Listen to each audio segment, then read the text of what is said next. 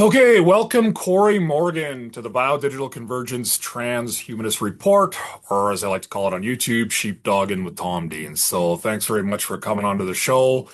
I just finished reading your book, The Sovereigntist's Handbook, just so people can see it. And you know what I appreciate about all the work that you've done? I mean, you're an experienced guy. I've basically kind of just started to get involved with this whole independence movement because I really strongly believe that Alberta should become independent. But I see you as like a wealth of experience, knowledge. You have a lot of wisdom, and you got a lot to bring to the table, right? It's kind of like a history too of all the things that have taken place in Alberta. I look at you as like the historian, and yeah, like you're really reasonable too. You're bold, you're strong, like you stand your ground, which I like. And like it's needed, right? It's needed in a real soft world. Like in Canadian politics, people become very, I don't know, too soft to me. So you're really strong. You stand your ground. So I respect that. So first and foremost, I just want to say like thanks to all the canvassers out there. I was with Mitch and Jeff yesterday at Elections Alberta for handing in all the signatures, right? So we got over 301,000 signatures. So that's a great accomplishment because also I want to emphasize the fact too that every canvasser had like an ID. The sheets were serialized. We had to ask for IDs, which is a little bit different, right, from what the Lacasa group was doing.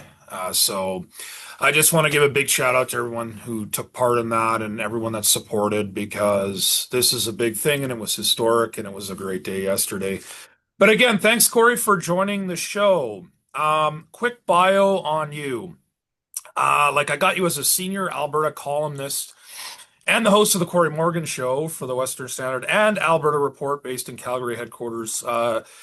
You previously served as an opinion editor. So yeah, you have a strong voice online. And I understand too, you used to be the head of the Alberta Independence, or you're founder of the Alberta Independence Party. So you've done a lot, right? So welcome to the show. So first and foremost, the first question I want to let's talk a little bit about I'm going to say like a little bit of poison at the well source here in terms of like what happened with the Alberta Republican Party and their affiliation with the Centurion group and these electoral lists. I've been watching all your stuff on YouTube. I think it's really informative, and I think you've done a really good job at just helping us understand. I had no idea about any of this stuff until like I'm tuning into people that I consider to be like spot on. So what do you have to say about that? Like what's going on there? Yeah, well, I mean, as you pointed out, yesterday was a fantastic day. Like anybody who doesn't think that bringing in 301,000 signatures on official petition sheets with identification presented isn't a massive accomplishment. These are people who have never petitioned before or understand just what goes behind the logistics. It was a fantastic accomplishment, and Mitch Sylvestre and all of those thousands of volunteers just did a magnificent job. This is a turning point, and it's like you talked about with my history of things. Uh, this is uncharted waters, though. This is all still brand new. So that's part of why I lend as much as I can. Well, all the stuff we've already done, I want to share that so we don't repeat any mistakes. But Yeah. everything going forward is kind of uncharted waters, as I said. So unfortunately, on a day that should have been fully celebratory and putting it out, there was that pall hanging over it because of this leaked data thing from Mhm. the Centurion Project, which involves people like David Parker and Cam Davies with the Republican Party. Uh, it's not the end of the world. It's not killing the movement or anything like that. Unfortunately, what it really is just a fringe of the movement. Mhm. These are people, I guess part of what people don't understand is the fact that I've had that much history in this. Yeah. And if you look at the voices of people who have been dealing with Alberta politics for years, they have encountered Davies and Parker many times all over. And hey, don't just take my word for it. Just Mhm. Google these characters. They are chronic, misbehaving, rule breaking sorts of people. They cause damage everywhere they go. So it was quite annoying to see them pop up and dominate the news scroll through this stunt when un- people should have just kept these guys as far away from the movement as possible as soon as they saw them. Yeah.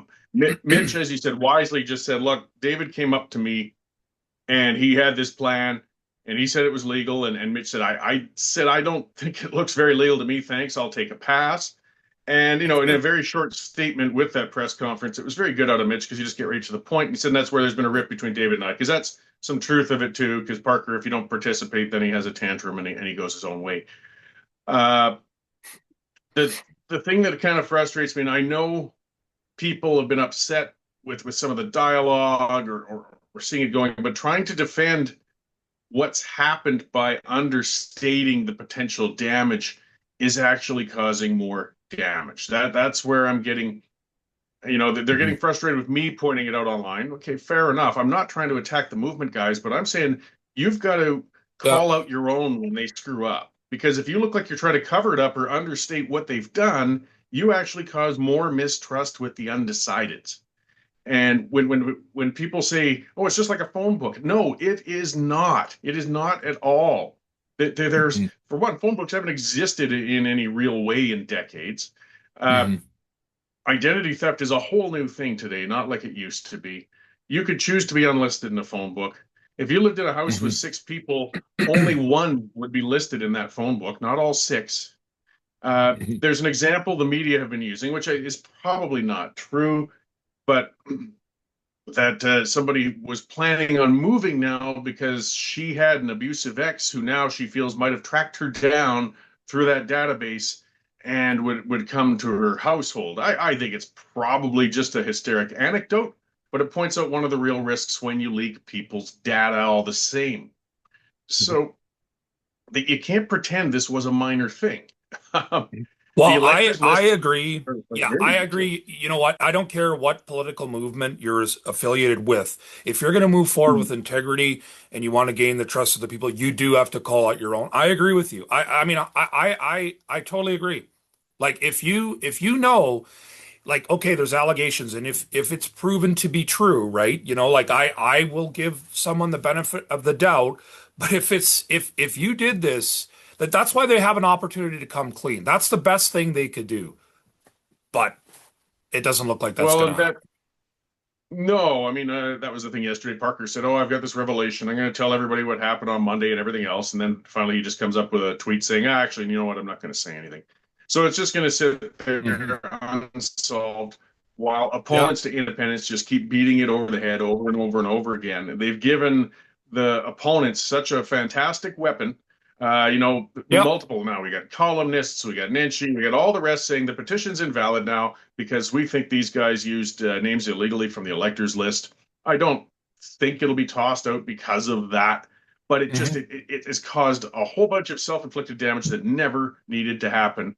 Yeah. Just by If they just quarantined these clowns earlier, they don't know how to play by the rules. They've been convicted before. Just Google these characters. This is Yeah. not new. So it's really unfortunate. And like I It said, it's is. not the end of the world, but the movement needs to deal with it. I'm writing my column and monologue for this week, and the next phase of this campaign is there's a lot of undecided people, and Yeah. there's a lot who've decided that they got two questions they got to answer when they put a vote on a referendum ballot. One is whether you want Alberta to become independent, which is, of course, the critical part. But the other Hmm. part is, are you feeling comfortable that the people leading this movement can lead a country? Because that's kind of what you're asking. It's a big leap of trust. It could, because a lot of people could think, yes, I want to become independent, but I don't feel confident that we're going to move into a more stable and non-corrupted place under the leadership of the people who are pushing this movement forward right now. That's more Hmm. subtle, but it will still lead to a no vote if it looks like the people leading the movement aren't on the up and up. So Hmm. there's still That's five and fair. a half months to work on that campaign, but it really got off, unfortunately, on a bad step. Yesterday should have been the first Yeah. day of the real referendum campaign, and Like, instead, it's still going to be a week of damage control. yeah, I mean, hey, Corey, like to me, as far as I'm concerned, the best way to deal with this is by addressing it for what it is. I'm with you. Like people that think that, like, don't talk it. No, I don't agree with that. I'm not going to give it too much airtime, but I do believe that the people involved need to come clean and yeah, they need to be called out. And it is what it is. You guys, these are your actions. And yeah, we're calling you out, like Cam Davies and David Parker. Like, is that's what I would do if I saw them because I was there and I was surprised actually who wasn't there yesterday. So that told me a lot, right? Like just in my own way of thinking. But yeah, I think the Yeah, commentary and the conversation is totally fine, and I think it helps. At least and we don't show need it. too. No, go ahead, Corey. Oh, I was just saying, yeah, we don't need it front and center, be banging that drum for weeks and weeks and everything. Yeah, Now, that's hopefully, right. it kind of calms. But we also, because people, I don't know how many people tell me to S the F up in the last couple of days. Well, no, I'm not going to. Yeah, We also can't go to ground on that. So that's what Parker's doing, and it's looking worse. yeah, Uh, and I just a agree. lot of people, there's a lot of new people to this, which is great. These are non-political people getting involved, which Yeah, is perfect. It's fantastic. With the meetings I speak at, it's been great. We ask, how many people here are here for a first time on a meeting like this? 20 to that's good. 50% of people raise their hands. But it also means a lot of them don't understand even what these lists are or that they existed. And also the amount of stuff when you're in a party or on a campaign and you sign off for that, you sign your soul away to say you will not share that with anybody and you will not use it for anything but political purposes. Both of the characters involved in this mess right now very well aware of what the responsibility of having those lists was, how they're supposed to be used, and Okay. Yeah. if indeed it is a strange conspiracy and they were set up and somebody hacked the site Mhm. and uploaded 2.9 million people and they didn't know about it, whatever explanation may come out of this, it still doesn't change the gravity of what happened or Yeah. potentially happened. So people have Mhm. just got to understand it's not a minor thing if that information went out to the public where they could search these databases on their own and get that information. So I hope it gets resolved quickly. I Yeah, I do also hope too. that court challenge gets resolved quickly on the petition itself, so people can move Stay. forward on the Yeah. full campaign. Yeah, that's right. And can you just briefly summarize again what salting the electoral list? I know you did that on your YouTube video, but if you could just summarize that again, that would be good. No, I'd be happy to, because again, people aren't understanding. They're thinking it's weak evidence about what happened too, and no, actually, it's pretty strong evidence. So, salting a list means, we did that with the Wild Rose Party when I was managing the leadership race for Danielle years ago. Well, Hmm. not for Danielle, I was managing the leadership race for the party, but she was running in that one. I Yeah. see the people with conspiracies on that one already.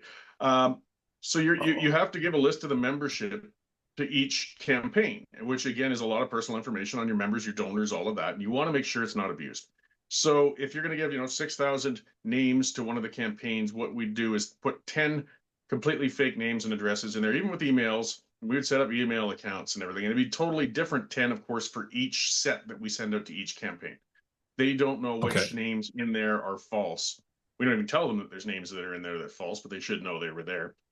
And Okay. if you start getting emails, and that's what happened with one of the campaigns, we start getting emails from like marketers and stuff coming after the emails of these fake names. So you knew exactly which leadership campaign shared the list because they were the only ones Yeah. on earth who had that name. Elections Alberta does that with the lists they give out as well. It isn't even necessarily names. There can be spelling errors or strange things or odd addresses they can put in, very Yeah. unique things I get that it. only one would have. So that's how they so quickly tracked it to the Republican Party Okay. because there would have been names in there that only the Republican Party had. And because David's site was publicly searchable, all they had to do was log in, start typing some salted names from, they probably, I'm guessing, typed in names from a few parties to check and test and see. And bang, Hmm. here comes the names popping up with the Republicans. So they know that a Republican list went to that. And they brought that to a judge. A lot of people saying this is Yeah. all unproven. Well, no, they brought that into court, and that's how they got the injunction. They said, here's what we did, here's the evidence. Now, there could be explanations, whatever way, as to how and why a Republican list got into Parker's site. But it's almost incontrovertible, though some people believe it's a conspiracy of Elections Alberta that rigged it. Well, fine, I can't Oh, debate that. no. Uh, it's as far as assuming it's being honest, the Republicans have to explain how the list got out of their hands, and David has Hmm. to explain how it got into his hands. It's really as simple as that, and neither of them have explained that yet. And Yeah. when Parker was claiming initially that, oh, I have a reason, I have a third party, I have a source, and now he's saying lawyers won't let him say it. Look, if he had proof, because at first he was talking about, you can buy lists from Canada Post and things. Well, you can't buy lists like that from them, actually. And Hmm. if you had, then all you have to do is show a receipt. Here, look at it. Here, I Yeah, I've bought heard. Yeah. this from Canada Post, and you didn't present a receipt. In fact, you haven't said whatsoever where you got it. The only reason you wouldn't say it is if it's self-incriminating, which means, yeah, legally it's probably wise not to say anything anymore, but it's certainly not a good indication that you've innocently stumbled into this mess. And that's fair enough. And to me, like with the way I roll, to me, we need to be above board, and act like to me, it's about crossing your T's and dotting your I's. It's a little bit more, a Yeah. little bit more severe than that in this case with what the allegations against them. But yeah, man, like we have to do better. Like this is about doing better. And but I appreciate your insight on it. I think it's important. I think it matters, and I think these, yeah, you got to call out foul when there's a foul, man. Even if it's someone kind of working on the same team, if you want to put it that way. That's the way I roll. But Well, we're let's seeing okay, the downside of this being a leaderless movement in a sense, and there's been a lot of upsides about it being decentralized. yeah, But the downside is you can end up wearing other people's actions, and it's harder to quarantine those actions from yourself. The average member of the fair. public has no idea who Parker is, who the Centurion No, Project is, or even yeah, who APP is or SFA. These are all just names. All they know is independence movement. They just see it as right. one large thing. So if it looks like the whole movement has got problems, the Hmm. average voter can be soured on them. So it's difficult to. So Yeah, as you said, they just got to make every effort to look squeaky clean in this, and I'm certain I, they're going to do yeah, that going forward. yeah, 100%. That's like, and to me, if you didn't do anything wrong, they would have. Like, I agree with you. They already would have done that. It's not hard. So, No, okay. Well, okay, let's move on, but thanks for the commentary. It's important and it's relevant. And to me, yes, we do need to talk about it a little bit. But then we will move on. But okay, so question number one, like we kind of covered a little bit of it, but I mean, I just want to ask you, why did you embark on the whole like Alberta independence movement, and why did you write your book? That's how I'll frame number one. sure. Well, I'll start with the early part, which goes back depressingly quite a ways. I've always been a political geek, all the way from my teens into when I joined the Reform Party way back at the start of the '90s. Just as a volunteer with Preston Manning leading and just getting involved with campaigns and everything how I could, just on a ground level. Yeah. Uh, and of course, a lot of political reading opinions I had and things like that.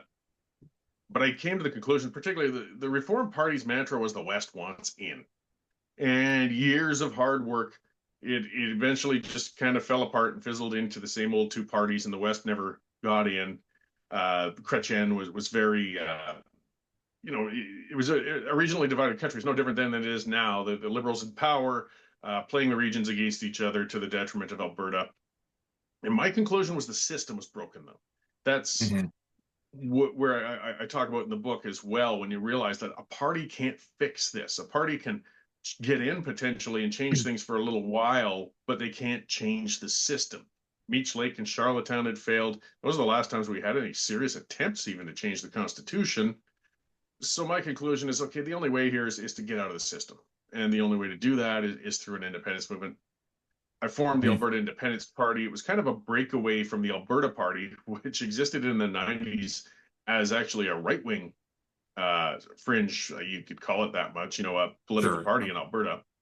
Mhm. And myself and quite a few, we were all young. We were in our late 20s, early 30s, and kind of stumbled into forming this party. Made a lot of noise, actually. Managed to get thousands of members. Kind of a right place at the right time thing, but then wrong place at the wrong time. 2 weeks after our founding convention, Ralph Klein called a general election and utterly mopped the floor with us.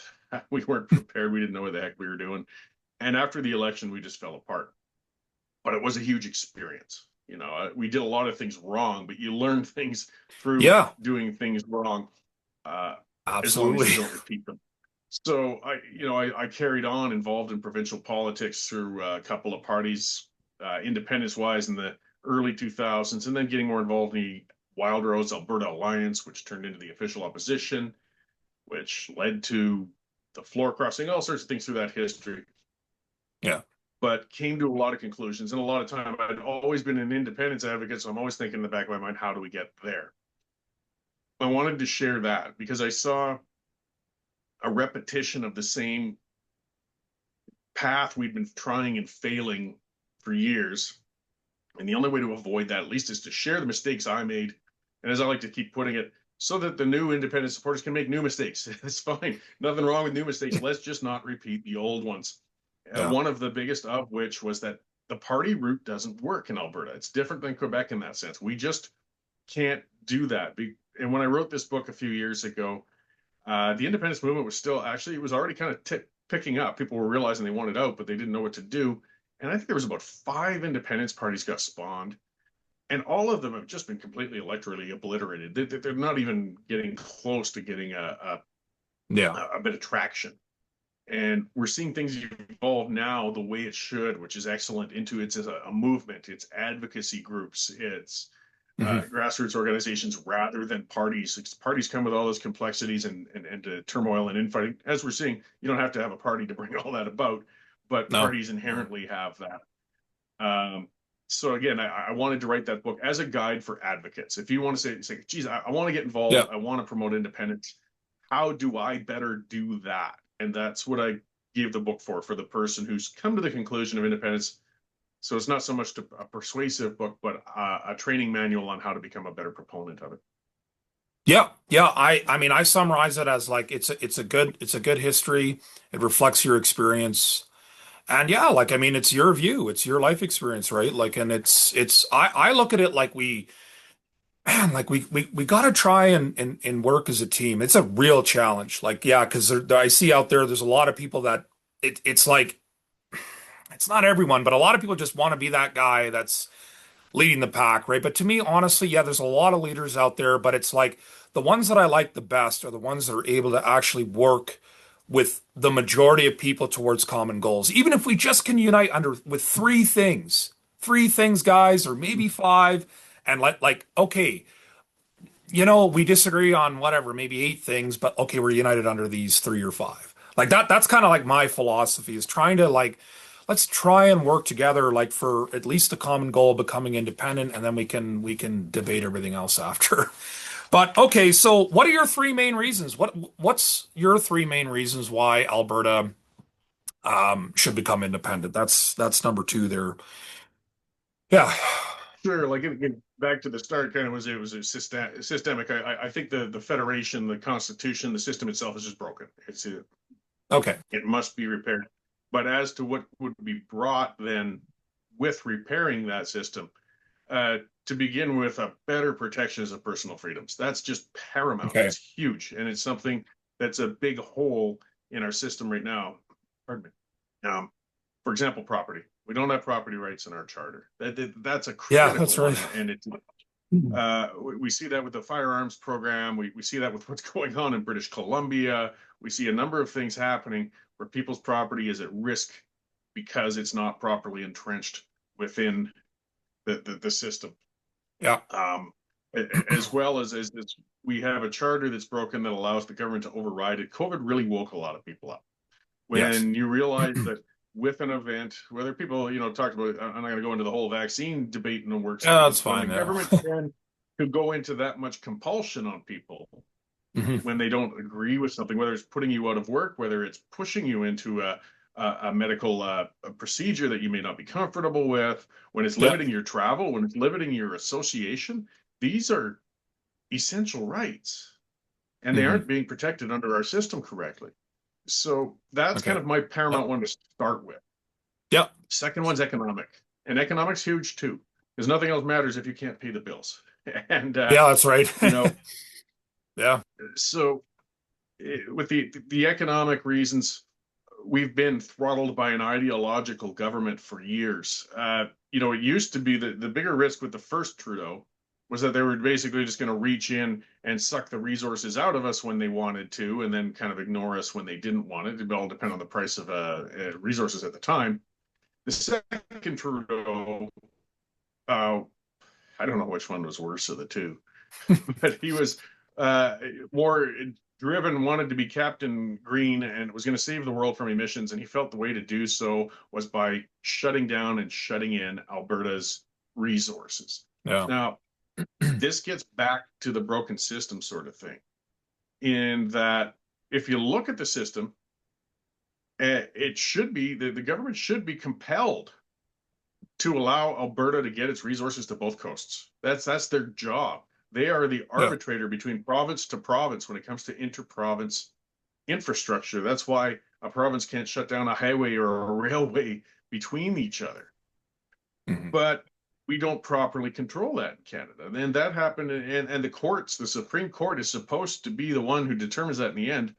A case that didn't get enough press, but people don't realize, was way out in New Brunswick. A guy got charged for bringing beer from Quebec into New Brunswick. It's illegal to bring beer from Quebec to New Brunswick. It falls completely outside of the charter and constitution, not the charter, but just the constitution, that provinces shouldn't be able to hinder like that. Nobody should be charged like that. It got to the Supreme Court where not basically, the judge said it is a constitutional violation, but we're just going to keep allowing it.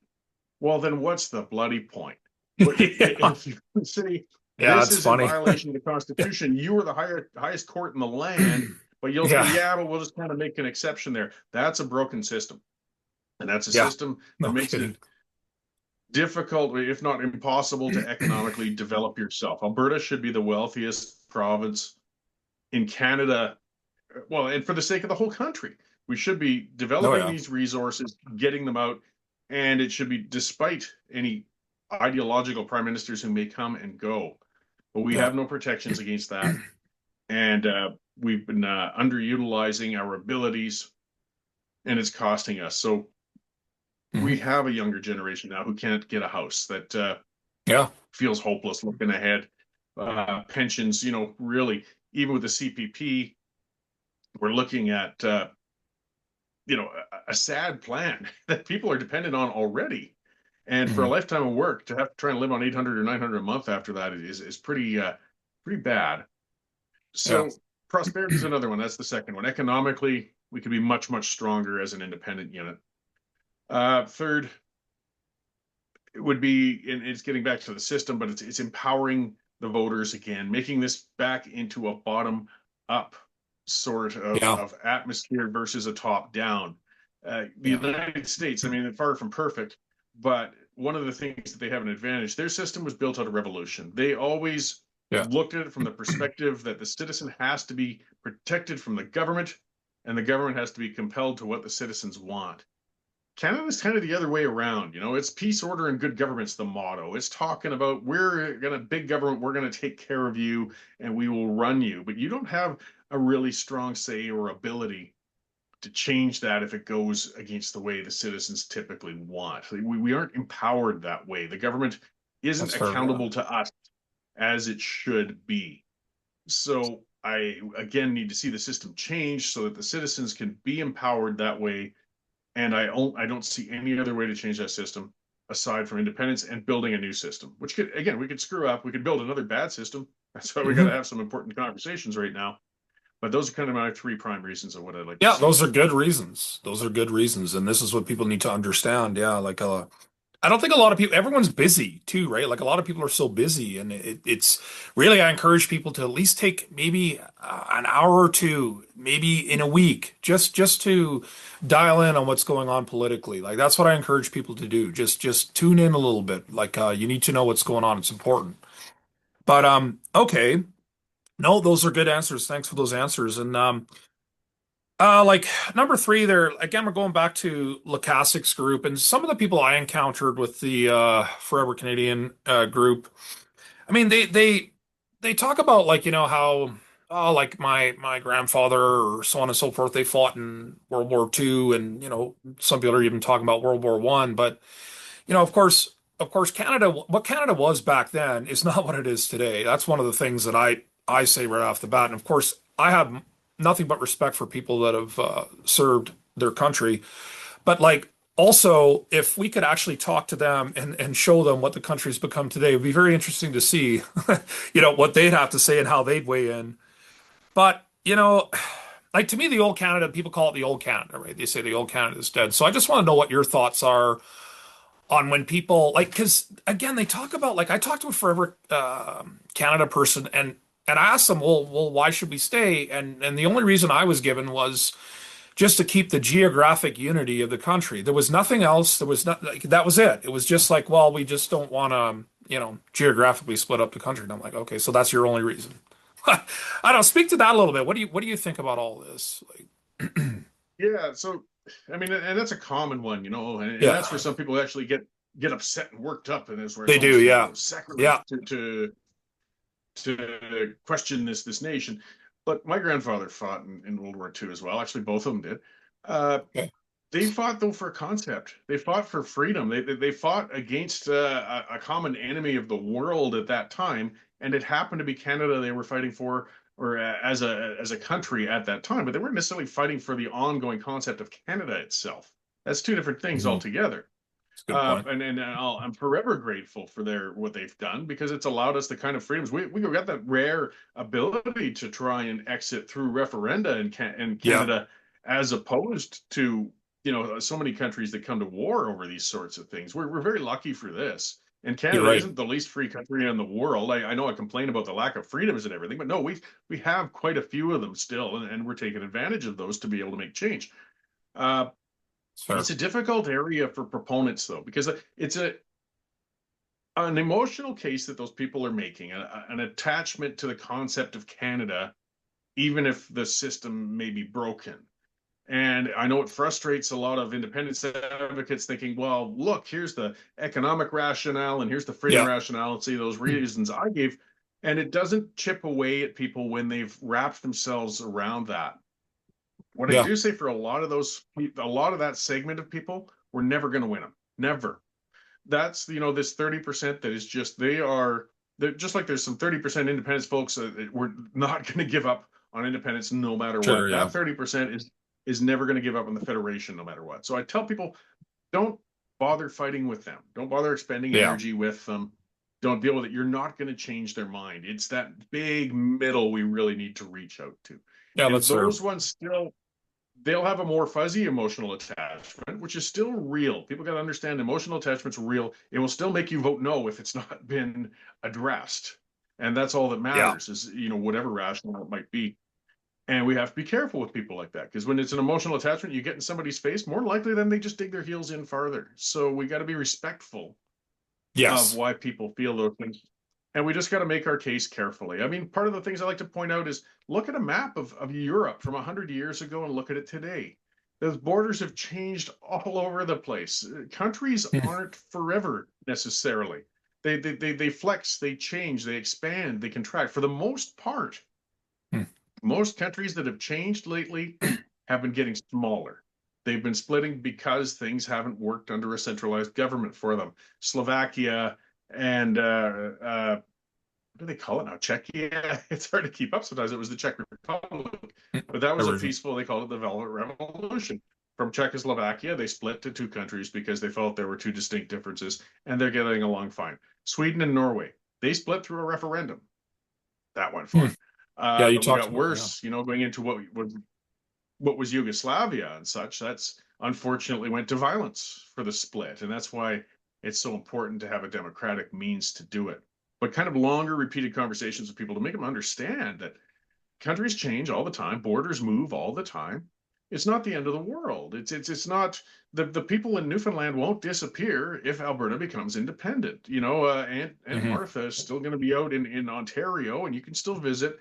Uh, we can become independent, and the everything doesn't vanish. The history of Canada doesn't disappear. Just the borders change.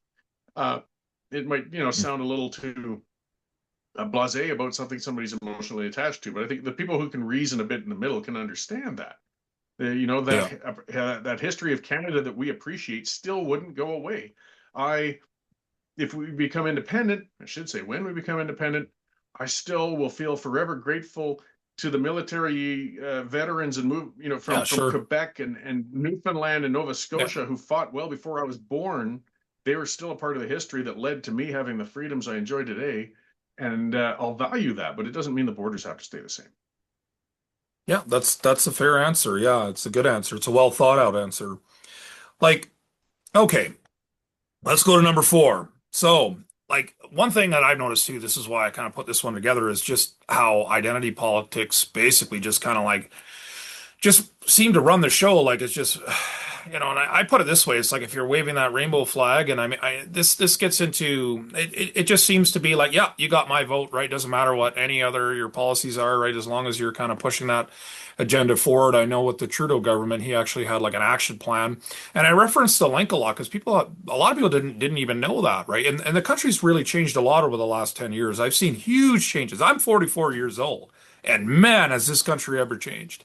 But so if you want to, I just call it identity politics. That's a big one in Canada for sure, well, everywhere, all across Western nations now. And just another one too, tying into that is uncontrolled immigration, and how all this is kind of like I call it like Trudeau called it the first post-national state. I always remember when he said that it was about 10 years ago. Okay, and to me, identity politics and mass immigration, that those aren't my terms, obviously, but I mean these things have really, and I always highlight what some of what the leaders say. Of course, Carney talking about the new world order. They use these words for a very specific reason.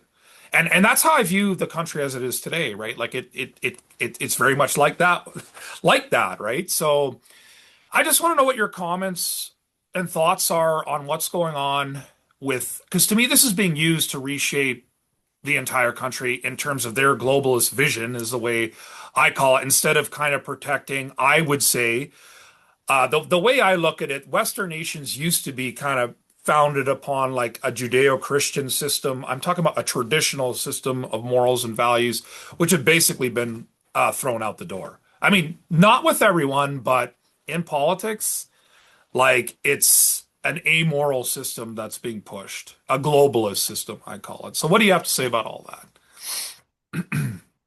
Yeah, so there's a lot going on there. Yeah. To begin with, I mean, a large part of why the independence movements are springing up in Quebec, Alberta, Saskatchewan, and all over is because that stooge Justin Trudeau undercut actually that sense of being in Canada. It wasn't the independence movement that did that. It was a prime Mhm. minister who said we're a post-national state. It was a prime minister that said Yeah. individual identities don't matter here. Everybody else into this soup of a thousand different identities is what's supposed to Yeah. happen. Well, that's the opposite of building unity, you twit. Uh, Again, it's bad ideals. It's a misplaced, naive vision of how things will work. And he thought the way that would work is through mass immigration, massively pouring people in without controls. Immigration is good. That's one of the areas where we get hung up and difficult with things. Immigration is good for a country when it's done right. It's like Hmm. anything, you can't have it in excess, or you're going to have problems, whether it's dietary or immigration wise. I don't know if people might say it's a bad analogy, but no, you can get too much that more Yeah. than you can process. Well, And when you try not only to bring in an uncontrolled amount of people, but people from some very divergent cultures of ours, yeah. and don't have enough, and you're encouraging saying you can come here and maintain those cultural values of the place you left. Well, hang on a minute, because we're Hmm. bringing people in from places where they subjugate women, execute people, they're Oh yeah. chronically at war, they're intolerant, they abuse animals, you name it. I'm not Yeah. saying we don't take anybody from those countries, but you don't take people from those countries and say that we will value those values when you get here. You come here, Yeah, that's right. absolutely come and make a life for yourself. And a lot do. A lot come from those countries and they say, yeah, we're coming to get away from that crap. And they don't practice it here. But Yeah. we're telling others under this guise of being woke or identity politics, you can come here and still force your woman to wear a burqa. And you can come here and, still bring Yeah. those, your battles and intolerance into this culture. We can't have that. We want you to come here to embrace those civilized values that we have out here. I don't know if people get upset. You're saying they're uncivilized. Yes, actually, I am. And I've been to the Middle East and I've seen how uncivilized those cultures are. And I'm not talking about racism, I'm talking about cultures. Big difference between the two. Yeah. Yeah. You can't change a race. And anybody who faults somebody because of the It, race they have, that is a gross intolerance. That's wrong. But cultures are chosen and the amount of practice you do in it. yeah. So I that mean, aspect has really caused a lot of damage, and it's been unfair to a lot of people who did the proper immigration channels, who came in and followed the rules and did things right, because unfortunately people can't distinguish between an immigrant who's come here for all the right reasons and some of the ones who've been flooded in for the wrong ones. So that's been a big one. Identity politics, again, as you said, it's around the world. It's huge. It's divisive. It's Yeah. problematic. Well, where do you draw the line, I'm right? more libertarian. Yeah, Yeah, I'm more I can see libertarian that. Yeah, minded. no, I get Fine. that. You want to get married, a couple of men, a couple. I don't care. That's your business. You're adults. You're consenting. That's fine. That's cool with me. Not my thing, but it's yours. It's good. But to the point now where we saw it to its extreme for those who watched the NDP leadership convention. I'm so glad those videos Yeah. came Oh out man. to Yeah. show just how wacko the identity politics world is when you get right to the woke, where they literally hold up equity cards with the Yeah, victimhood I saw Olympics that. It to say, was a I've got clown to get to the show. front of the line because I'm trans and I'm one Yeah. quarter black and I've got an ingrown toenail and thus I Yeah. deserve to be ahead of that one who's behind. And then they start fighting with each other over who was actually a Yeah. bigger victim than the other. It's just so stupid. But unfortunately, these lunatics, there's something I got to remind people. They aren't winning electoral seats, but they're still getting into positions of power. These are university professors. These are lawyers. These are school teachers very often. These are bureaucrats in the system, and Yeah. they are as loony as as you get, as we saw at that convention. But they're in positions that actually impact your life, so you better be Yeah, cognizant of that's that right. movement. And Yeah. we need controls on our individual freedoms to counter that. They have the right to be nuts, but we should have those rights to make sure those nuts can't impact us. And that line has been very badly blurred. And that's where we see things like DEI hiring and other such garbage that Yeah. screws with the economy, it divides people. And if you're talking airline safety and things like that, it could actually put people at risk. So it's another clock we can reset with independence. Yeah, for sure. And at least like one thing that I advocate for is okay, let's work towards neutrality in the sense that it's got to be balanced. Like you just said, if these types of people are going to be in positions of power and authority, it's like I don't want you telling my kids about this kind of nonsense like at the NDP convention like you just mentioned. Like that is just a no for me, right? So you don't want me telling your kids like I just use myself as an example, right? Like these things are like, I'm not afraid to show people where I stand on these matters, but I'm also very reasonable. And I also like, if we're going to all live together, then we need to have a balanced uh, um, system where like that's the best way I can put it. Like, at least with what happened with that, what is it, Bill 25 that Smith's group tabled there about taking down some of this identity politics stuff in the public schools. I think that's a good move. That's what should happen because you don't want my stuff in there. Well, I don't want yours. You see, and this is where the battles are being fought, right? Because it's like, well, how dare you? But then I'm like, well, how dare you, right?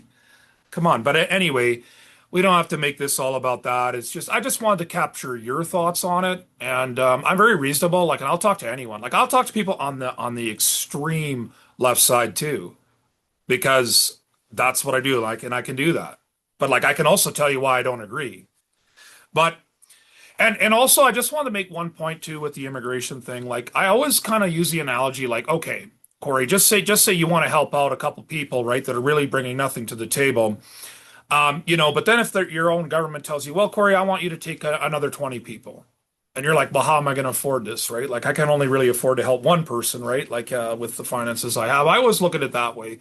And with immigration, to me, it's about attracting people that are going to contribute to society, that bring value. And also, it's not about race. It's not about color. See, the left love to make it about color. With someone like me, like it's not about that. But it's about the ideology. If you're going to bring radical ideology, like you just mentioned too, like if I went to Iran and wanted to establish like under the Shia Islamic regime, and I wanted to go establish like churches, and I spoke the way I do now, I'd just be rounded up by the IRGC, and look what's been going on. Like tens of thousands of people that want a secular system are just being rounded up and slaughtered because there's certain groups there that want to keep the Shia Islamic regime in theocratic power, if I can put it that way. But I'll leave it at that, right? I mean, th those are my thoughts, but I'm not going to change my views. I understand what's going on. I understand like the Shia Islamic regime very well. I get it. I understand how they govern. But like in a liberal democracy like Canada, but then it's gone to the other extreme, right? Where who gets to draw the line? See, that's the debate, that's the argument. Who gets to define right from wrong? That's what we're seeing today in the Western nations, right? Well, there is no line with some people. It just keeps getting more and more and more and more and more. Like of what they consider to be, well, who are you to tell me what's right from wrong? But again, I'm going to leave it at that. We could talk about that for hours, but I just want to carry on like into number five because Mark Carney too. He talked about how Muslim values are Canadian values. That was one of the comments that with certain people that sparked outrage, right? And of course, within the Islamic community, I mean, of course, they would like to hear that, but that's the first time I've heard like a prime minister that I'm aware of make such a statement. So I also want to ask you, what did you think about that? Well, there's a problem with Islam, and I've written multiple columns about that. And there's all sorts of, I would call them self-reformed Muslims. They aren't taking the orthodox traditional practices of Islam that we see in the Middle East and applying them here as much. I mean, they're still following a lot of adherence Yeah, to Islam and Ramadan and dietary and dress and so on, but they're not getting extreme out here. The problem that Islam has had, though, is most religions. I mean, if you go far enough back in their text, yeah, if you want to take them literally, you're going to have some serious problems. Uh, yeah, for Christians sure. and Jews are both based on Old Testament as well, and there's some pretty nasty things that the Old Yeah, Testament says you can do. But they reformed. They grew up with the world and realized we don't do that. We don't practice that fundamentalism any longer. And Islam never had that reformation. In fact, it came from Old Testament and brought about Muhammad, who brought things actually onto more of a warlike and forced conversion sort of thing, which is why they've been fighting like hornets with every neighbor they have for the last 800 and some years. Uh, it's problematic.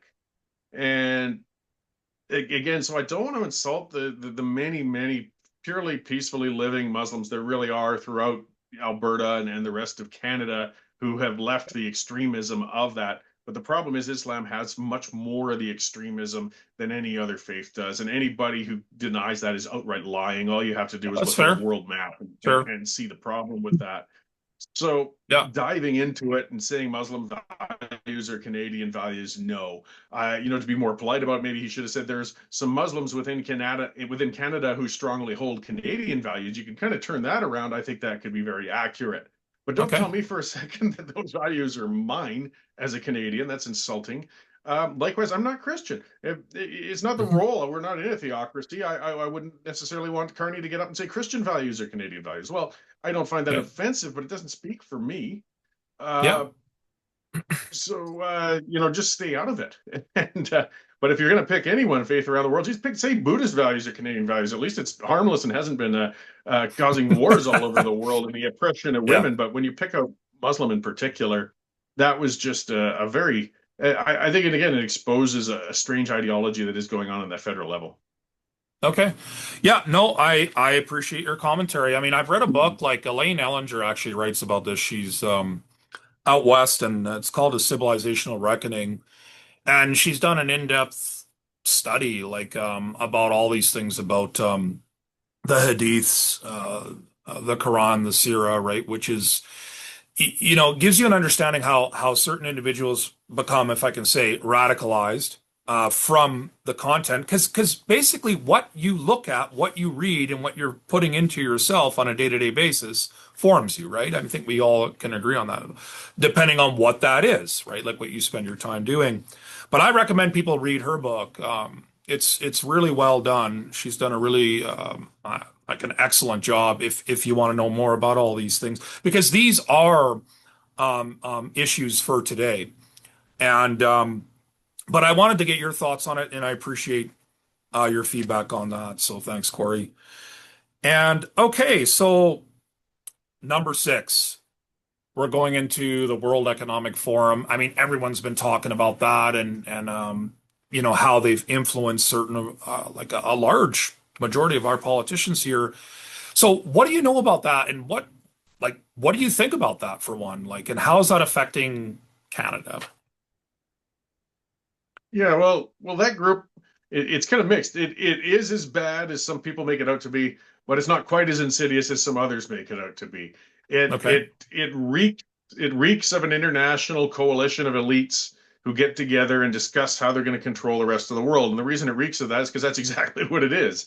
It's some of the most influential business and political people gathering together to discuss political things as to how they think they would make the world a better place. But more often than not, it means more a better place for them, not necessarily a better place for the rest of the world. But I'm saying on the downside, the other side of it, we've had a lot of politicians who go over there, attend the annual get together in Davos, and came back. It doesn't mean that they are members of that group or they've embraced everything they heard over there or they're Sure. part of everything. Sure. Some have, some haven't.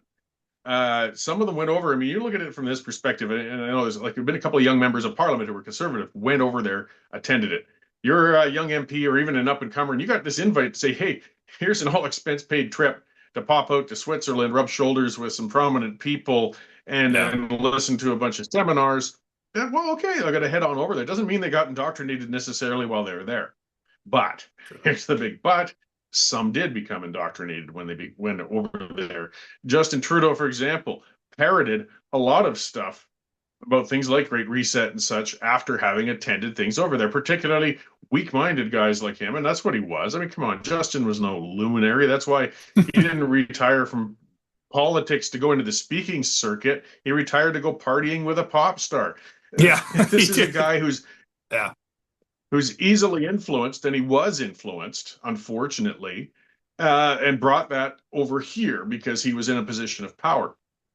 Mark Carney's is a little more subtle, but his is much more of a big business interest. I mean, but Brookfield and other things he's involved with, he sees opportunity through allowing a more of a larger corporatism actually to spread all over the place, which is kind of a sick version of capitalism. All of these, it comes down to a bunch of isms, but elitism, though. These are the top ones. Their view, though, is I know what's better for the world. None of them have much respect for empowering the people on the ground. They're authoritarians. That's the big problem. Yeah. They feel they know better than everyone else. They feel they can do it for our own good. And we must bring in these sorts of policies for the sake of everybody. Of course, that sounds Stalinist again, getting back to those isms, because it is. It's not necessarily taking Stalin's full principles, that full thing of we're doing it for the collective good. And it's very, very dangerous and it's wrong. So when we hear those things slipping out of Carney, like New World Order, and Yeah. that is And, trickles of that elitist group. It doesn't mean necessarily that he's got a tattoo of the WEF on his arm and he's going to follow everything that they put in there, but he is a part of yeah. that group of elitists that has no respect or value for the actual thoughts of the people on the ground, and his interests are more his interests. And that's just an unfortunate Yeah. nature of politics in general. So I kind of almost in some ways like the fact that the group's there because we get to see a whole lot of what they're actually pushing. I mean, if they were fully behind closed doors, we wouldn't realize just how sick the ideology is coming out of international organizations like that. It's a concern. It's something we want to distance ourselves from. Uh, the other thing is, though, if it was gone, unfortunately, the world elites will just find a different mountain hideaway to Yeah, get that's together right. and Yeah. rub shoulders and push these things. So it's just something to be wary of and keep reading their things when they're talking about a society without automobiles, a society without oil, and all this other idiocy. And you realize most of the people pushing it are people who were principals in billion-dollar industries that are offering an alleged alternative to those things they're talking about getting rid of. Yeah. No, that's fair. You have a really balanced way of talking about things. That's what I like about you because the burden of proof to me is with the accuser, right? If you're going to come up like people can come up with whatever theories they want, but the thing I say to them, like I'll read your theory, but like this is a theory, so where's your proof? That's what I always say, right? I'll read anything, but like I also know the difference between what you can factually prove, like empirical evidence, And also like between what like where you start going into abstract reasoning and the theoretical and all this stuff. But the problem I have with certain individuals what is when your theory becomes like as if you're advocating for it as if it were a fact. See that's what I try to help people get away from. Like you can theorize, but also remember you have to prove it, right? You have to provide the evidence and why you've reached the conclusion you've reached. I'm kind of going off on a sidetrack here, but yeah, and like the way you look at Like, it, yeah. Go ahead. oh, I'm just kind of pulling it full circle back, kind of with what you were talking about. In that same sense, I feel pretty confident that back into the domestic politics, but the lists and so on and all that's happening, I feel pretty confident from a lot of evidence I've seen that there was wrongdoing on the parts of the two principals of Centurion and Republican Party. But Sure. confident, I'm not 100% sure. I said already that maybe there's some strange thing they can prove they were hacked or something came in or whatnot. I'm operating on the evidence I've seen, but I can't Yes. conclusively say things. But I'm Yeah. confident in a lot of it too. Yeah. But I won't fully close the door and say I'm 100%. When I say I'm 100% on something, that means I've closed something off, and that's not right. And that's the right way to be. Like that's the right way to reason to me. Like until like because it's like if someone asks me, well, how do you know? And it's like, oh, well, here's why, right? I can actually show you why, and because of A, B, C, or kind of like a judge looks at evidence, right? This is why that I'm saying that, yeah, like this is why these guys are guilty. But yeah, no, that's good, Cory. Okay, like also one thing I talk about, we'll get into number seven here, like is I talk about like Canada, like the way Canada's become, I say it has a little bit of an undeserved sense of under how do I say this? Like an undeserved sense of accomplishment in terms of national sovereignty, like where it kind of hides behind the shadow of the United States, it militarily speaking, and then like it kind of bites the hand that feeds them in a way. Like one of the things that I really had an issue with, like I'm not like a Trump worshiper, but I'm not someone that just okay, there's certain things about him that hey, like if I look at what he's doing, I don't have an issue with this. But then certain things he does, yeah, I don't necessarily agree with it. But I also like look at like if a leader makes claims against you, like what I would do is take a team of people and find out, okay, he's got 10 issues with us. First of all, are they true? That's the first thing I would do with my team. Okay, are these claims true, right? And then let's go like analyze that and then come back with an intelligent response. Like not just going full off Trump derangement syndrome and it's just like okay, like what is our relationship with the United States? Like for one, too, like yeah, like militarily, I think we've become an absolute embarrassment. And why? Well, because of our geographic position to the United States. That's why. I mean, but I wouldn't have run the country that way. That's not what I would have done, but I'm not in power. Like, so that's what I find really strange too about all this American hate, like that I'm going to say stemming a little bit from Carney and the liberals, and then this gravitation towards China and all these like and the EU where it's like, you know what, you might not like Trump and you might not like his way of approaching things, but the fact of the matter is they're literally like we share the largest, I think it's the largest border in the world with them, and they're not like we shouldn't view them as our enemies. So I just wanted to know like what do you think about all this? Like this whole US Canada like fighting and our politicians as far as I'm concerned, like I'm talking about the liberal ones are making it worse.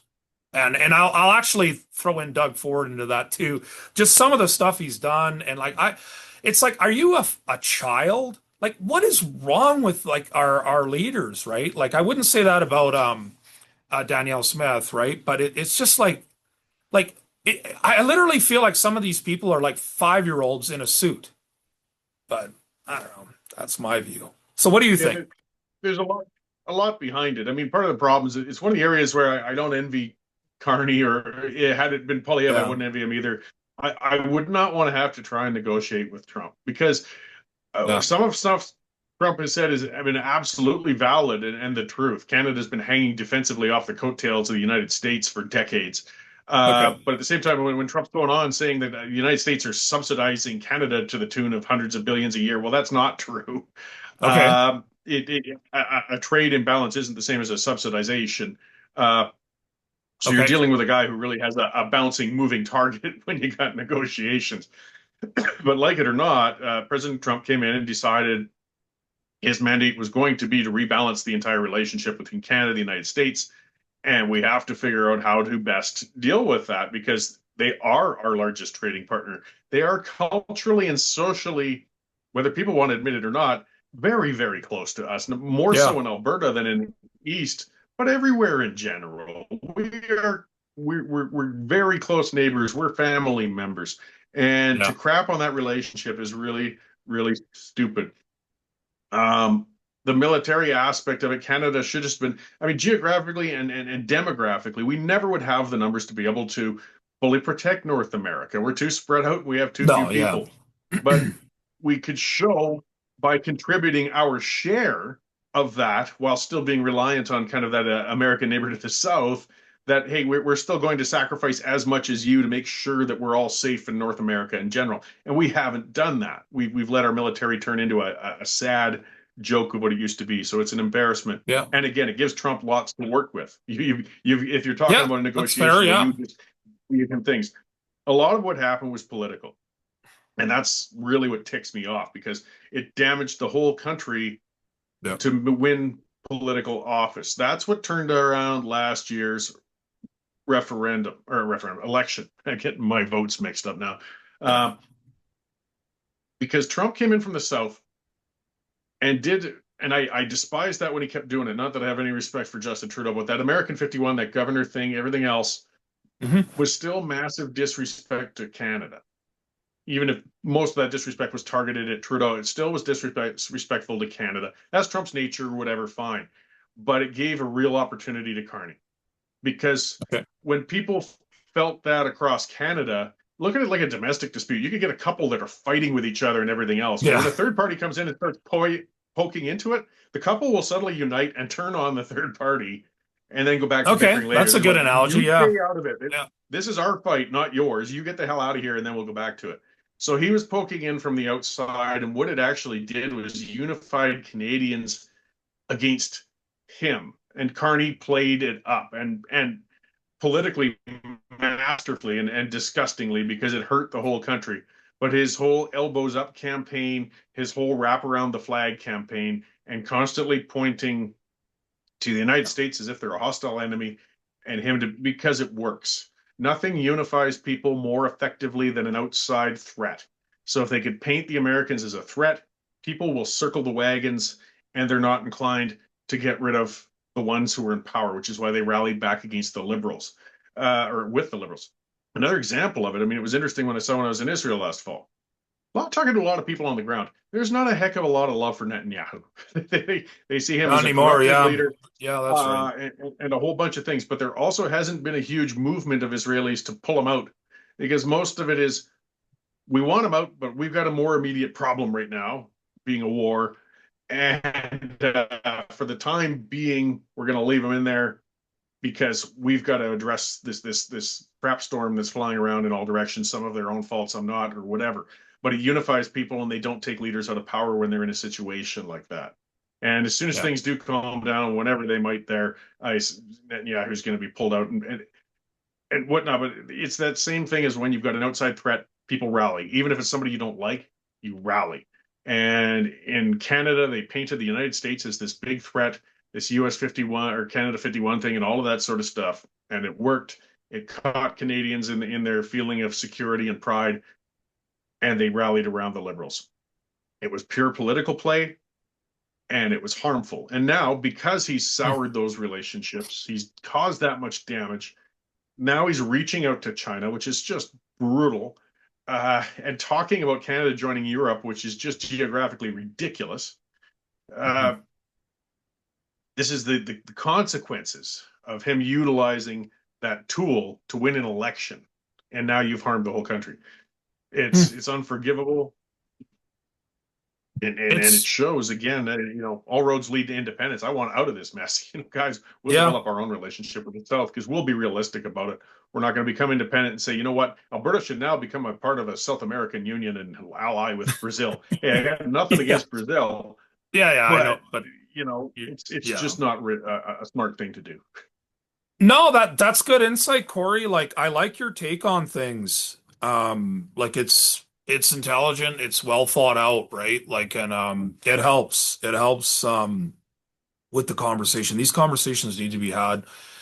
Uh, I don't know. It just helps people be a little bit more reasonable with what's going on. It's well thought out thought process you have there, and that ties into well, just I quoted Carney here for number 8. It's just he said like the old relationship we had with the United States based on deepening integration of our economies and tight security and military cooperations is over. And I quoted that from a BBC article or whatever. But I mean, like when leaders are making statements like this, like it's yeah, like I mean he's well, I want to put it like I call it herding the cobra chickens, right? Like the Canada geese, right? Like I don't know if you heard them called cobra chickens, but because they hiss at you, right? And then they Sure. bite, right? Like so I don't know. I like that one. It's a little bit of humor to it, right? But yeah, I mean it's just I never thought I would live to see the day like where over the last decade, first post-national state, no core identity, and the relationship with the United States is over. And I mean, it's like, wow, right? Like all these things are just changing so rapidly, right? And you're changing the thinking of the people, right? Because it's all about a battle for the mind. That's the way I look at it, right? Like if you win over the thinking of an individual, you've won the war in the sense of the way I look at it, right? Especially like with how a democratic system works, right? It's kind of like, well, why should I align with you? Well, here are my reasons, right? But like you said, like I like your commentary on how Carney's capitalized, if you will, on some of the things Trump said from his point of view, and yeah, it to a large extent has worked, right? So, what do you think about that comment? And then we'll move on to something else. It's another piece of irresponsibility from Carney. And yeah, as you said, and as I was talking about, what Carney did was capitalizing on this mess, and it worked. But it worked for him, and it worked for the Liberals. It didn't work for Canadians. Yeah, That's that's what right. gets me so Yeah. upset. And to see that the relationship with the Americans is over is another exaggerated, dangerous, and bad statement. I mean, you can say that it's stressed. You can say that it's changing. You can say that it's in flux. But to say that it's over, that's definitive, and that's putting up walls, and that's adding a more of a permanence to the circumstances right now. And it's not an indication of a responsible leader who is going to make a better place in the long run. It's Yeah. I'm glad you're picking out those sorts of individual statements because those statements say a lot about this government. And Yeah. there is stuff to be read into that, and it was an irresponsible statement, and I think purposeful because whatever his reasons are, he wants to develop further relationships with China and Yeah. Europe. And I know a lot of people speculate on whatever his business ties are with both, and I suspect there's a good glimmer of truth to all of that. But yeah, no, Yeah. that was just a terrible statement to make. And people got to remember too, like Trump, don't like Trump. He's going to be gone in a couple of years. he's Yeah, that's he's right. he's on Yeah. the tail end, and we got to Yeah. look longer than just this particular individual. If you don't think you can reason with him, fine, but do everything you can in the meantime and prepare to reason with the next person, whoever it may be that replaces him. But to say stupid things like the relationship's over, yeah, that was just dumb. Yeah, I agree. Yeah, it's not the right thing to say.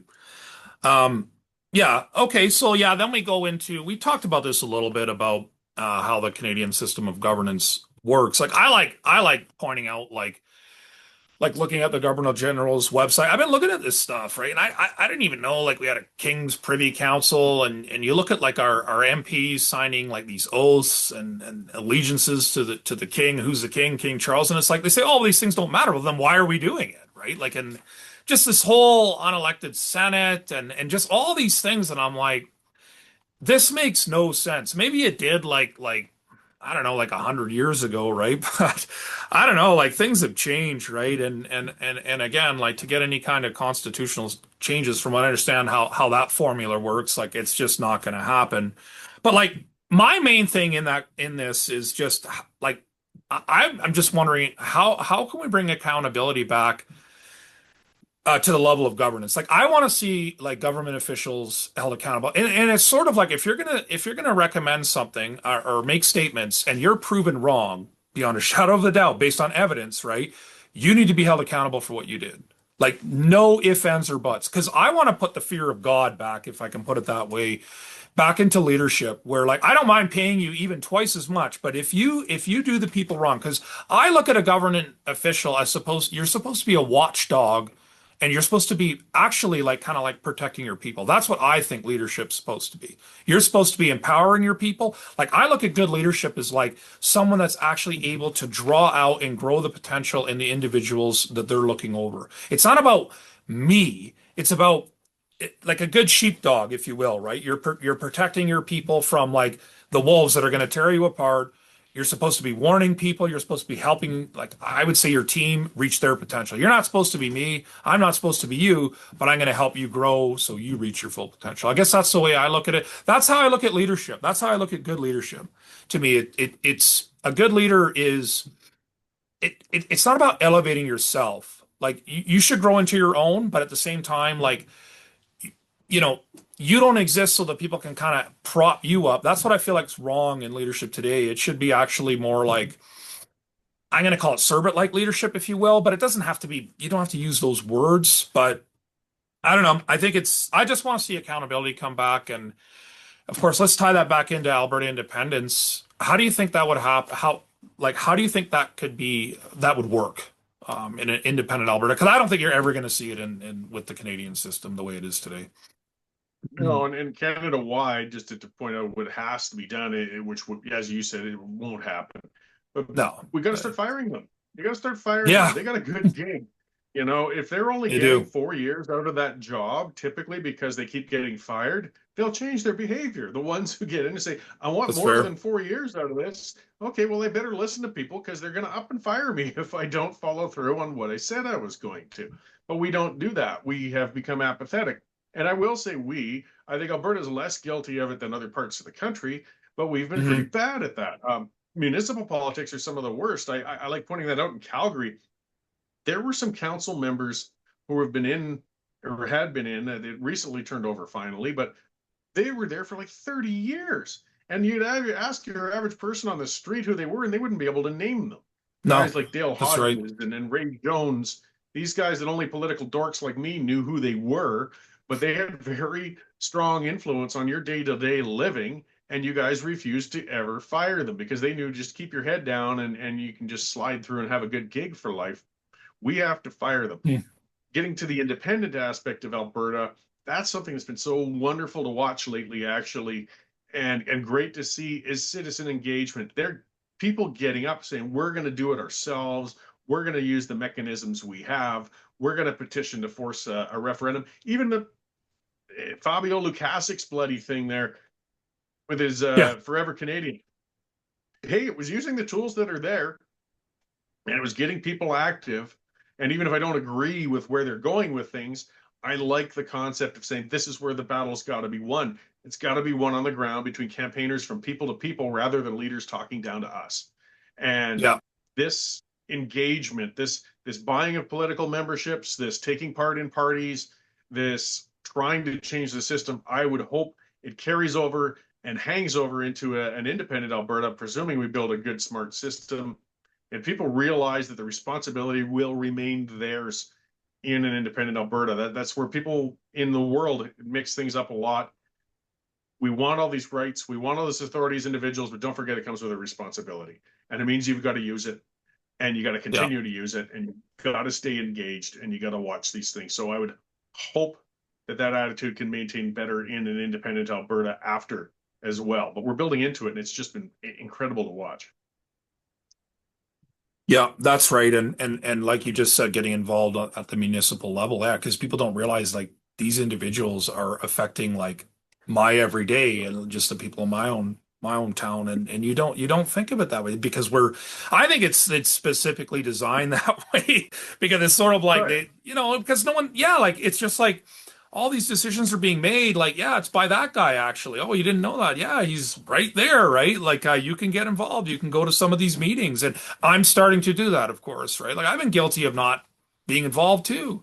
But I've just had enough. Like I'm gonna be involved now. I don't have all the answers. I believe we need to work together, but we need to have like I call it open, genuine, authentic, respectful conversations, even when we disagree. We can Yeah. respectfully disagree, but also there needs to be a dramatic change. Like that's why I wanna see a new constitution in an independent Alberta, and of course it's not going to be just one person dictating it, but like it's an awesome opportunity, and like you said, to do this, there's a legal pathway to do this, like in large part thanks to Quebec, right? And what they wanted to try and do. So there's like a legal framework, like, and I mean Keith Wilson talks a lot about that, right? Like I don't know, like I listen to what people are putting out there that I consider to be true. Okay, that what like it doesn't mean I agree with every single thing. Like none of us do, right? Like on every individual. But like I just encourage people to let's try and work together as a team and yeah, cross the finish line and get and like bring Alberta into independence, and then we can debate about everything else, right? But it okay, and I'm gonna go to number 10 here. It basically ties into the one I just asked you, but it's about the lost decade. I don't know. Trudeau really affected me in a really bad way. Like I just couldn't believe that this guy was a drama teacher, and I look at him as a spoiled trust fund kid, and it's like when you elect someone purely based on their looks and the fact that he wanted to legalize marijuana. I mean, like I talked to some of the people that voted for him, and it's just like some of the things that they said as to the reasons why they supported this guy. I'm like, that's the only reason you have? Yeah. And I'm like, wow, okay. Yeah, I mean, like, I guess we live in a free country that way. You can vote for someone based on their looks if you want, and that's it, right? And I have a big problem with that because I think you should actually look at like some of the policy they want to bring into law potentially. Like every like these, it matters who you vote for. It really does matter the way I look at it because they're going to affect change for all of us. So yeah, like. What do you have to say about the lost decade? We'll wrap up with that and then just kind of like tie everything back into, again, some of the reasons why we should vote yes on the October 19th referendum question, like for an independent Alberta. Let's kind of do that. So what do you think about that? Yeah, well, it was a really big symptom of a broken country that we could have somebody that shallow, that inept, that arrogant, just so many that's with him, yet Yeah. still clinging so tenaciously and effectively to power. Um, it was insulting, embarrassing. I would be ashamed when he would go overseas and do his ridiculous, dumb things. People can be faulted for picking a bad leader now and then. Fine, the first term of Trudeau, whatever, you wanted to get away from Harper, you were upset with him. But when you're getting into the third term of this dingbat, folks, seriously, like, what Yeah. are you not paying attention to? But it wasn't just that. It wasn't Trudeau's not, again, he's not a cerebral guy. He's not terribly bright, but he had some very bright operators behind and around him, and they knew how to utilize the political system to even keep a fellow like him in power for a decade, despite the damage he did. Yeah. And that system is still broken now. And it's even more scary that there's actually a smarter person who still actually holds the same ideals that Trudeau had, but he's more Machiavellian and brighter about it, which is frightens me even more. At least Trudeau was clumsy with how he was going to do it. Yeah. So it just illustrates why we have to get the heck out. I mean, and the cult-like following of Carney, I can't see it changing. I mean, The elbows RBC. up. Yeah. Oh yeah, and RBC put out a piece. Even Royal Bank of Canada has to say, like, look, this is how badly Trudeau screwed this country up. Yeah. He drove out $1 trillion in the course of a decade out of Canada in investment. And the elbows up gang are all pointing at other stupid stats, saying, "Oh, we're not as bad as that country. We're not as bad." I don't care. I don't want to strive to be better than the bottom. We're supposed to be Yeah. going for the top. And I agree. Yeah, we should be like, yeah, we should be at the top, like 100%. yeah, There's no reason why we can't be. Yeah. or at least striving for it. There's nothing worse than, I mean, if your house is falling apart and your lawn's overgrown and everything else, is it really an excuse to say, yeah, but 7 doors down, there's a house that's worse? Well, Yeah. that's a shame. Yeah, But exactly. I Yeah. want it so that I'm better than all the houses down the road, and I want to work on that. So Canada's in grave trouble, and we're trying to save a part of it. And with an independent Alberta, it's something I read about in the book too. It's from Ted Byfield. He talked about refederation.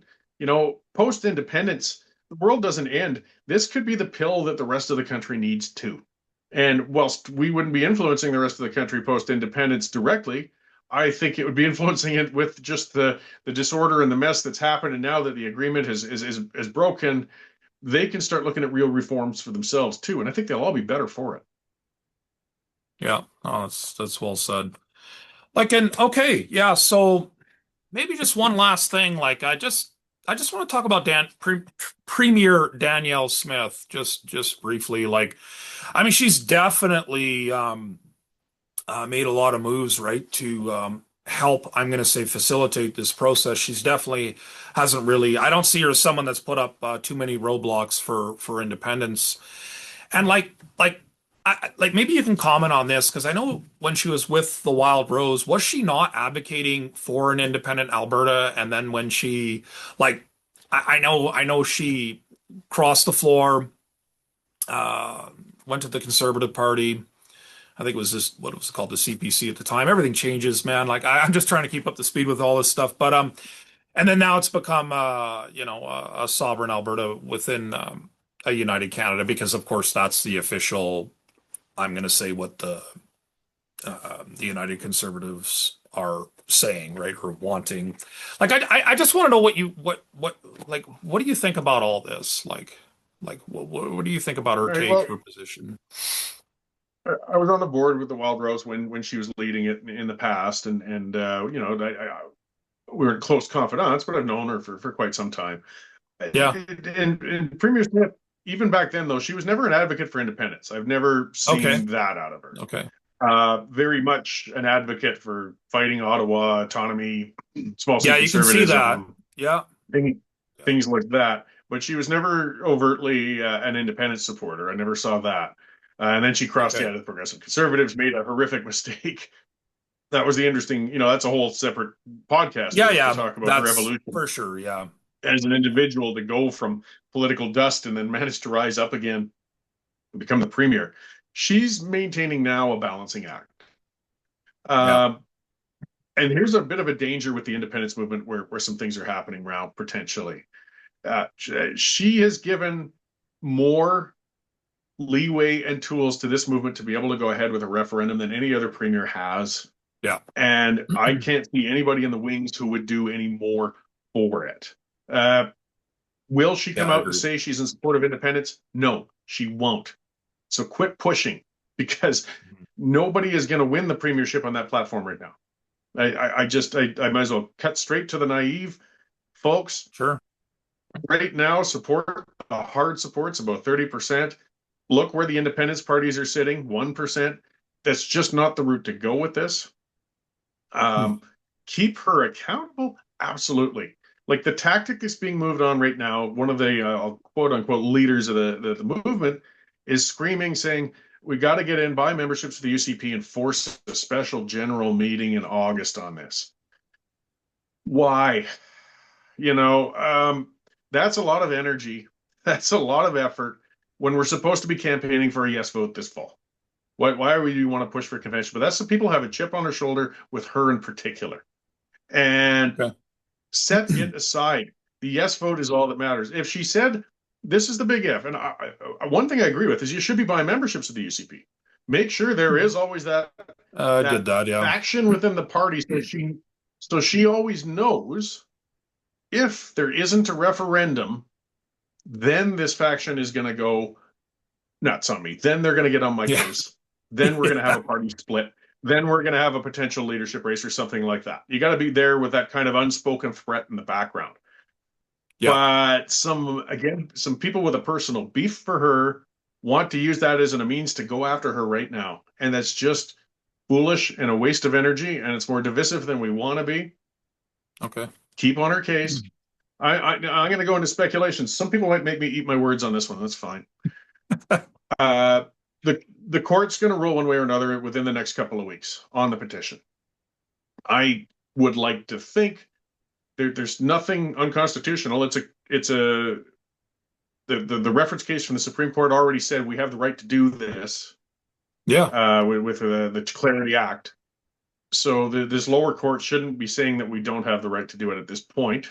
I also think that a judge might understand the consequences of if they tell Alberta no, that's also telling Quebec no. I mean, they might not have any fear of us, but they certainly fear Quebec. Yeah, that's right. So That's a good point. I'm not sure if the judge is going to be eager to dip into those waters. Yeah. Even if, though, let's say this judge, another liberal judge, and fair enough, says, you know what? Yeah, I don't think it's constitutional. I'm not going to allow it from here on in.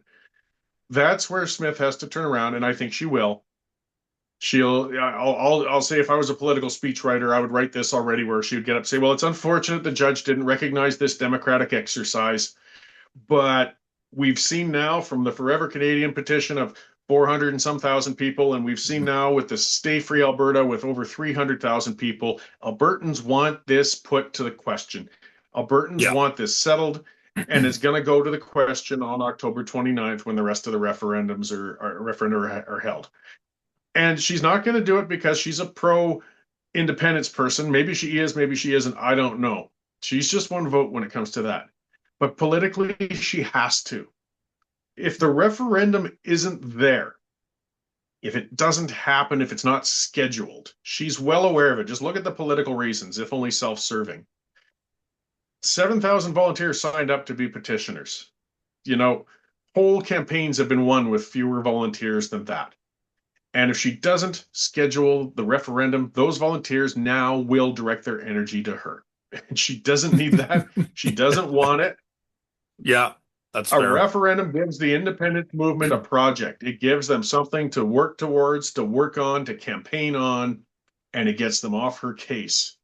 So she will schedule that. It's fully in her authority to schedule that referendum, whether it's through petitioning or whatnot. If the judges say no, fine. She can still schedule it, and she will, because she has to. Maybe not because she wants to, but because she has to.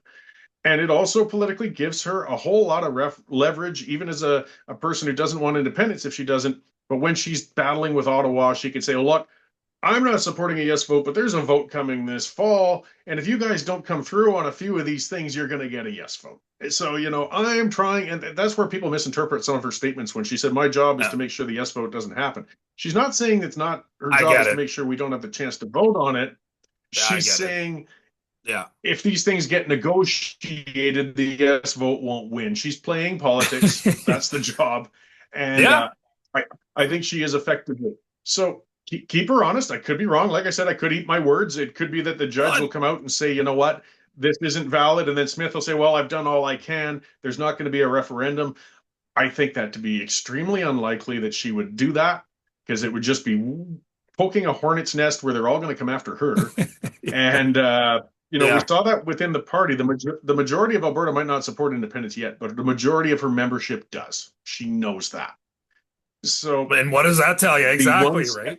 Yeah. So the ones who are getting the pitchforks and the torches and the usual stuff, going after Smith, saying we need a special general meeting and all this stuff. Look, guys, we only have so much energy between now and October 19th. Focus on the campaign. Quit wasting time chasing her around. Absolutely get the memberships, but don't be calling for special meetings or leaderships or all that until and unless she actually said she's not going to allow a referendum. And as long as we get a referendum, nothing else matters. Quit sidetracking with your personal agendas. I mean, I appreciate your views, man. Like I believe like this is what I think people should be meeting together. And yeah, you can say what you want and then people can counter. And it's like, it is what it is, right? Like you're entitled to that, right? Like, and you deliver it in a way to me that's perfectly fine. But, okay. And one thing I just wanted to add too, like for me, like, yeah, like I did get my UCP membership. I was always with kind of the outlier parties, but I you know, some of their ideas are great, but in terms of being effective, I find like I'm done. Yeah, like so I'll work with the UCP and in a sense be a little bit of a thorn in their side, if you will, if I can put it that way, right? And work with the groups that are just in power, even at the local municipal level too, like as you said too. And it's I've changed my approach to things, right? So yeah, like I've kind of come on board in that respect when I kind of distance myself, but Originally I was with with the PPC for a while, and you know, the way I look at that is they gave it a go. I don't think it worked. I'm not against like their platform. It's just I don't think it worked. And you know, the people didn't want that is what now some people do, if I can put it that way. And I don't want to get too much into it, but like for me, I just decided that this is not something that I'm seeing that's really going to go anywhere. So yeah, I'm back with the UCP, and that's where I'm going to stay. Um, that's my choice. Well, And participate where you will. Yeah, and it's important. I mean, I'm not a member of any political party, but it's because I write for publications. yeah, It's something I said on X recently. I mean, I'll encourage others to join the parties, get involved, whether it's UCP. I think you should UCP. If not, join another party, fine. But it doesn't yeah, it's mean your you're choice. going in there to be sycophantic to the party. It means you're going into the party actually to make sure you're holding the party accountable. And that means you can Yes, still be a member of the UCP and say, hey, I don't like what you're doing here. I'd like you that's to right. change it. That's getting back to some of the people blowing back on me in the independence movement because I'm being critical of where I see parts of the movement going wrong. It's You're it's allowed not to that I'm do opposing that. the Like, movement. yeah, I'm saying I want the movement to correct something it's doing wrong. And sure. likewise with the UTP, you join them. It doesn't mean in that aspect that you accept everything Smith says. You support where you think she's doing things right, and you oppose where you think she's doing things wrong. But to go into it with the Exactly. full agenda of trying to tear her out of power, which some people want to do, is just misguided. I guess I'll just put it in a polite way. Yeah. And it's expending energy with it. We need to win a yes vote. We got a hell of an opportunity. We're making history, Yes. and I've used the analogy of it's like a glass of water. That's all of the energy you've got between now and October 5th to put in on things. And if you use a quarter of that glass of water doing internal battles with the UCP, that's a quarter of that glass you could have used trying to win yes votes in this next 5 months, and you wasted it. So I yeah. No, thanks, utilize it Corey. carefully. Yeah, I mean, I appreciate your commentary, your insight, the things you write. I look at you as someone that's contributed a lot, and to me, the way that you criticize or like that you disagree with certain things to me, like this is what it's all about. Like the way I look at it, right? Like you're a strong-minded person, and I welcome that kind of stuff.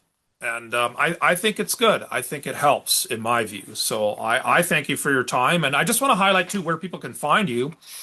I've got you. Well, I listed your websites. You got a YouTube channel. You're on X, obviously. And then I got the Cowboy channel, Canada.ca. Is that right? That's still going? Okay, so I got Yeah, you for show that. goes on there, and a few other little Yeah. obscure cable channels. Yeah.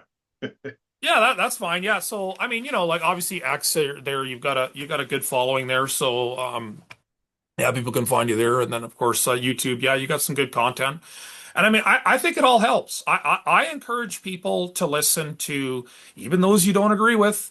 Like to get a well-rounded approach so we can all contribute to each other because I think we all learn off each other. That's the way I look at it. Of course, we're not going to agree, and I think people should not just remain in their echo chambers. Like, come on, like get engaged with the people, even that as long as you can do it respectfully, with the people that don't agree with you. I think it makes you better.